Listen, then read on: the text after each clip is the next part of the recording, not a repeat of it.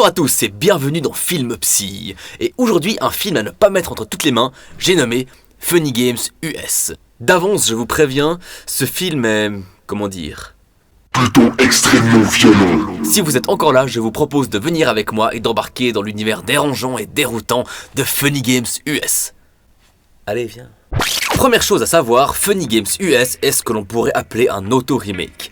Michael Haneke avait présenté à Cannes une première version autrichienne de son film, nommé simplement Funny Games. Celui-ci avait suscité de vives critiques aussi bien positives que négatives, mais ne parvenant pas à se faire découvrir à l'international, Haneke s'est lancé dans la réalisation d'un remake quasiment plan pour plan de la première version de son film. Et pour ce faire, il est allé chercher des acteurs talentueux, notamment Naomi Watts, qu'on a déjà pu voir dans Mulholland Drive, et Tim Russ, que vous avez certainement vu dans Reservoir Dogs de Tarantino. Il a donc créé une seconde version de son propre film qui visait à transmettre son message de manière plus internationale. Et c'est ainsi qu'est né Funny Games US.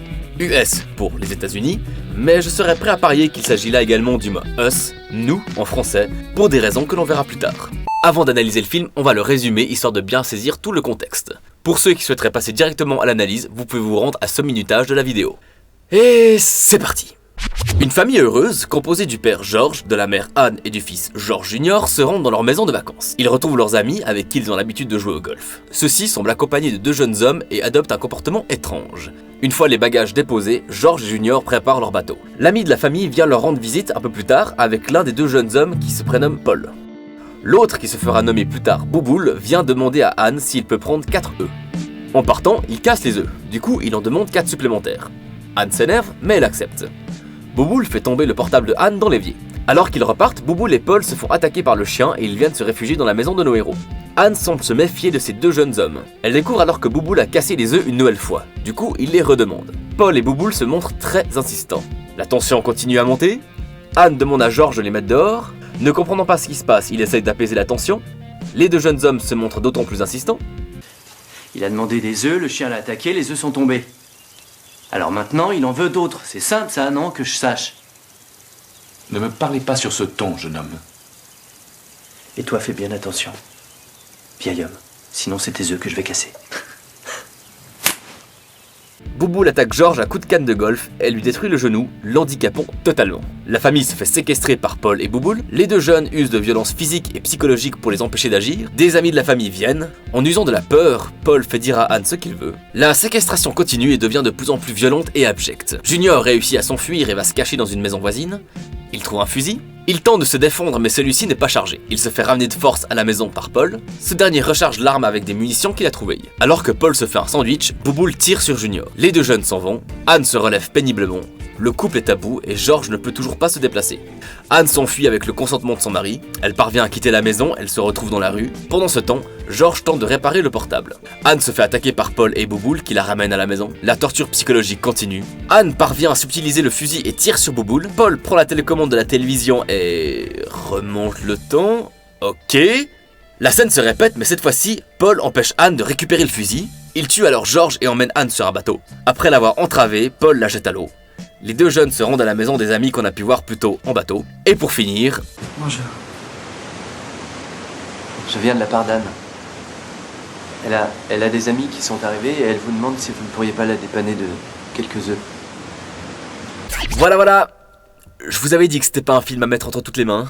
Peut-être que la plupart d'entre vous se sont dit « Il n'y a rien à analyser dans ce film, c'est juste un torture porn, qui plus est mal foutu. » Mais que nini! Je dirai plus jamais que nini. Funny Games US, à la différence de Mulholland Drive, n'est pas un film dont il faut décrypter l'histoire. Non, c'est un film à message. Ouais, je sais, ça peut paraître pompeux dit comme ça, mais c'est pourtant bien le message du réalisateur qu'il faut comprendre à travers Funny Games US. L'histoire en elle-même n'a rien d'original et on a déjà pu la voir 1000 fois au cinéma. Mais là où elle se différencie des autres, c'est par son déroulement. On peut par exemple noter la scène de la télécommande qui pour le coup arrive vraiment de nulle part si on n'a pas saisi les intentions du réalisateur. Bon, du coup, si Funny Games US est vraiment un film à message, quel est ce message ? Eh bien, il s'agit en fait d'une critique de la violence à la télévision. Je vais citer le réalisateur Michael Haneke qui parlait en ces mots. « Je cherche à montrer la violence telle qu'elle est vraiment, une chose difficile à avaler. Je veux montrer la réalité de la violence, la douleur, les blessures infligées par un être humain à un autre. Lorsque j'ai commencé à songer à Funny Games, je réagissais à un certain cinéma américain, à sa violence, à sa naïveté, à la façon dont il joue avec les êtres humains. La violence est devenue un produit de consommation. Après, on peut adhérer ou non à sa vision des choses. Certains pourraient dire que la violence amène le fun et le divertissement dans les films, et moi-même, je ne rechigne pas à mettre quelques décilitres d'hémoglobine dans mes réalisations. Maintenant que nous avons compris que le réalisateur souhaite faire passer ce message à travers son œuvre, nous allons regarder plus précisément comment il s'y prend. Le but de Haneke est de nous déstabiliser, nous, spectateurs habitués au code hollywoodien. On ne se trouve pas devant une œuvre qui se veut horrifique ou gore par pure gratuité. La violence n'étant jamais directement montrée, mais constamment suggérée. Certaines situations peuvent paraître exagérées, comme la scène des œufs, qui est presque digne d'un cartoon, et on se retrouve souvent à se dire « Moi, j'aurais pas réagi comme ça ». Mais comment pourrions-nous savoir ? Comment pourrions-nous prévoir nos agissements, séquestrés par deux hommes visiblement habitués à tuer, avec une jambe en morceaux et notre fils menacé par le canon d'une arme ? Oui, Funny Games US est un film de torture, mais pas envers ses personnages, mais envers nous. Cette violence, constamment suggérée, est clairement une intention du réalisateur qui cherche à nous dire « Tu vois comment c'est au cinéma ? Bah moi j'utilise ton imagination pour te faire imaginer le pire, la réalité. Ne pas montrer pour effrayer, pour laisser la place à la pire des frayeurs de l'être humain, l'imaginaire. » À présent, on va revenir sur certains points du film, histoire de décortiquer certains éléments. Lors de la première scène, on nous présente une famille heureuse, trop heureuse, à tel point que ça sonne faux. Il faut un blind test, un jeu dans lequel il faut deviner des morceaux qui passent à la radio. Même le gamin participe alors qu'ils écoutent des chansons d'opéra. Là, on nous hurle à la tronche « Regardez comme cette famille, elle est parfaite et soudée. Regardez comme tout est beau. » Mais cette vision est rapidement détruite par... ça. Baissez le volume.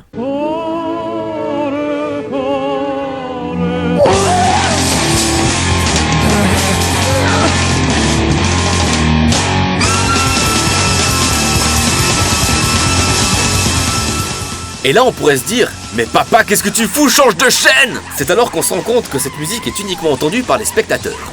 Les protagonistes, eux, écoutent toujours leur musique classique. Cette scène souligne le désordre qui va naître dans leur vie, ce chaos qui va apparaître aussi soudainement que la musique est arrivée. Et surtout, elle ne s'adresse qu'à nous, comme la plupart des éléments de ce film.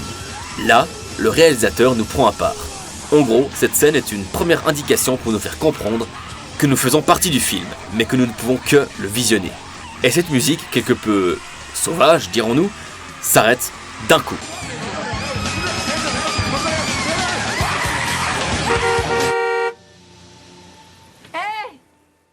Comme pour souligner, on passe si vite à autre chose, on oublie si rapidement, et on zappe. Je passe rapidement sur les portes de la maison qui se ferment incroyablement lentement et qui accentuent l'effet de claustrophobie que les personnages vont subir d'ici quelques minutes. Alors que la famille déplie ses bagages, on peut se rendre compte que tout cela est filmé sans que l'on voie les visages des protagonistes. Il s'agit là d'actions normales, habituelles, que toute famille ferait en arrivant dans sa maison de vacances. Cela accentue l'impression que ces protagonistes pourraient être n'importe qui. Le film nous pointe du doigt en disant « Vous êtes tous concernés par ce qui va suivre ». Cette accusation, cette façon qu'a le film de s'adresser à nous, spectateurs, est constamment soulignée par les nombreux regards caméra qu'effectue le tortionnaire. Qu'est-ce que vous en dites? Vous croyez qu'ils ont une chance? Vous êtes de leur côté, non? Sur qui vous pariez? Mais ça vous suffit à vous? C'est un petit peu court pour un long métrage. Pas très plausible comme dénouement. Non?